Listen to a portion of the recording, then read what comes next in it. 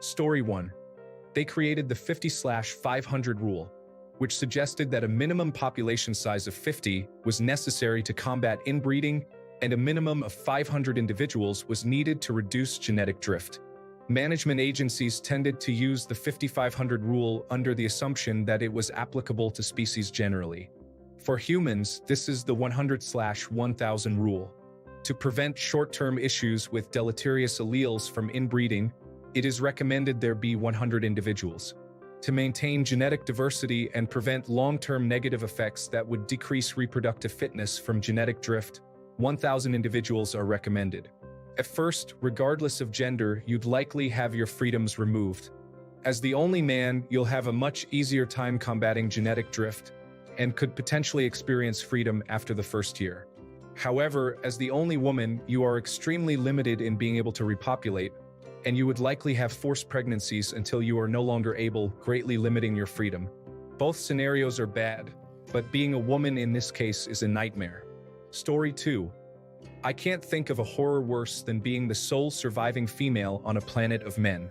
Truly, I would find a peaceful place and remove myself from the equation. Story 3. I'm sorry, but I can't fulfill this request. Story 4.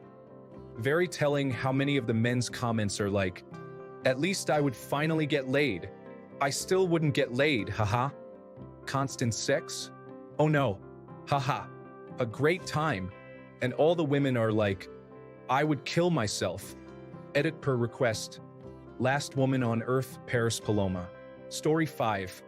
As a woman, I would rather take my own life.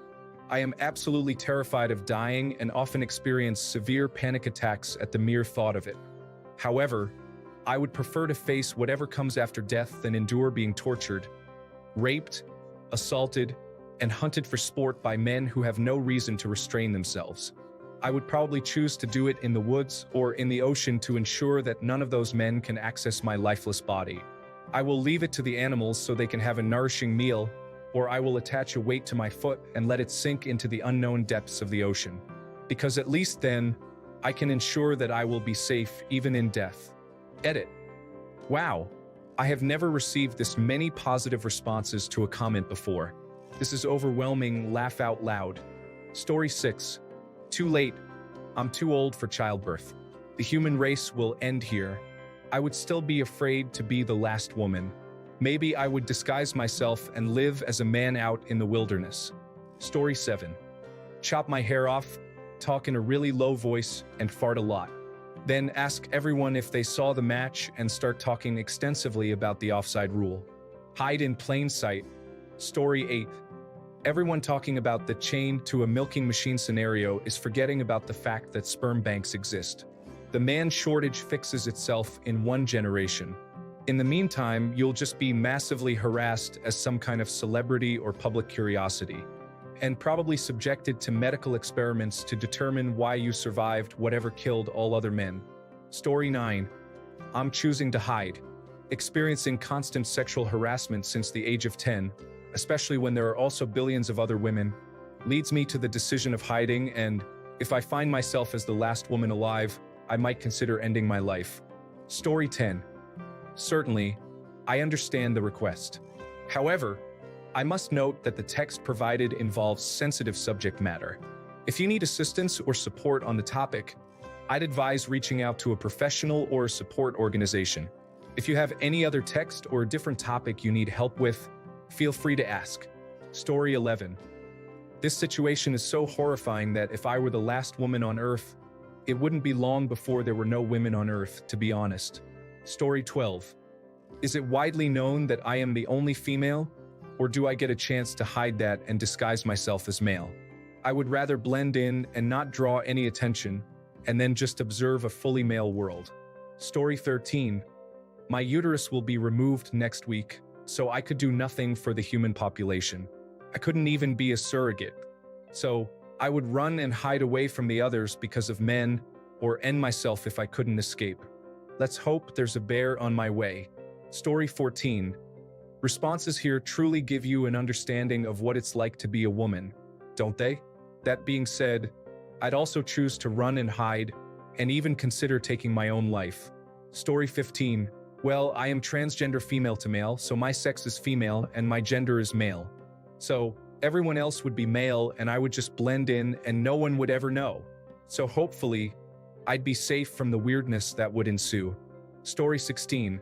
It says far too much about our societies and attitudes towards gender that the idea of being the last man alive is somehow considered a good thing, while being the last woman alive is viewed as a fate worse than death. The disparity is genuinely depressing.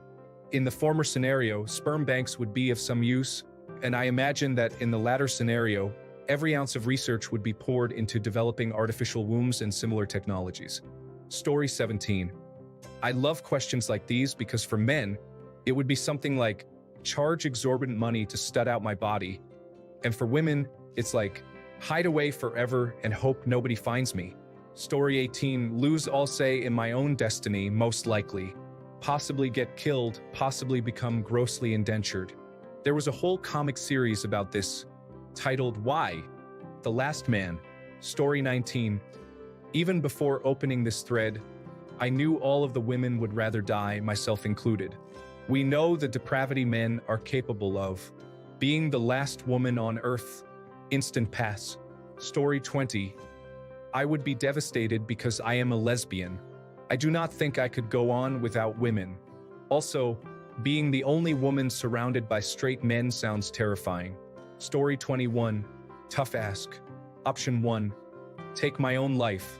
I am not birthing a daughter into that world, and even if I get a hysterectomy, it isn't going to stop them. And having a normal relationship with anyone seems completely improbable here. Option 2.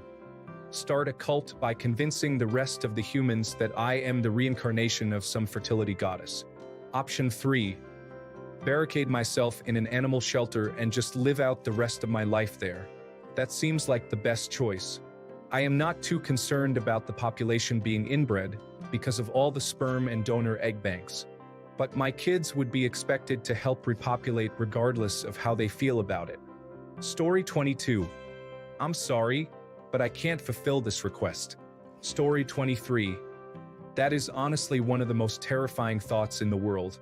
Having only women in a world and the rest men. No, thank you. I'd probably off myself. There's no way I'm going to live life constantly being assaulted. Story 24. The text contains language and concepts that may not be appropriate for all audiences. For the sake of maintaining professionalism and respect, I'll revise the content to neutralize it while aiming to retain the original intent as much as possible. Being the only woman in a scenario can be extremely challenging, especially with the prospect of perpetual pregnancy.